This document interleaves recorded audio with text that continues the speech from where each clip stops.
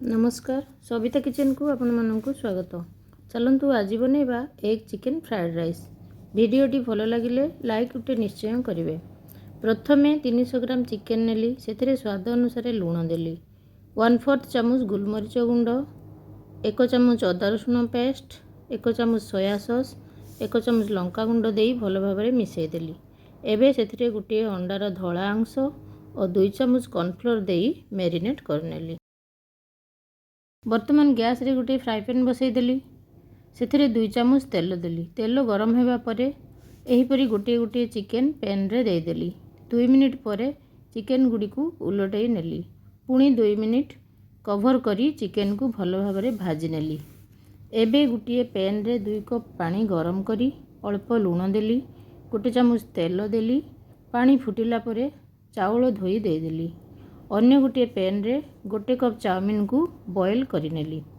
15 minute पर भातरू मध्य पानी बाहर करदेली।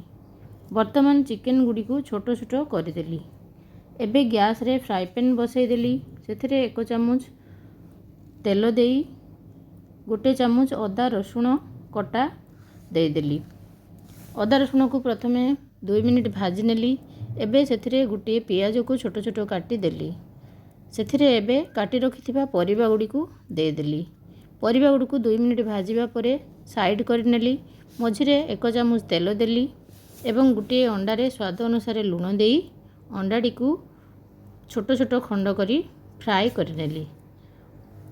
अंडा एवं परिबा गुडी को मिसैली। एबे पैन रे 2 कप भात और गोटे कप चाउमिन देदेली। एबे पैन रे 1 चामच सोया सॉस 1 चामच विनेगार 2 चामच टमाटो सॉस 1 चामच सेजवान चटनी देई भल भाव मिसई नेली। एबे से 1 चामच गरम मसला देली। शेष रे रखिथिबा चिकेन गुडी को मिसैली। आपण जदि प्रथम थर मो भिडियोटी देखुथांती एहीपरि नुआ नुआ भिडियो देखिबा पई मो चैनल को सब्सक्राइब करी पाखरे थिबा बेल आइकन को प्रेस करंतु। आजिर भिडियोटी केमिति लागिला कमेंट करी जणांतु। आपण माने मध्य एहीपरि घरे तैयारी करंतु। समस्तंकु गरम गरम सर्व करंतु।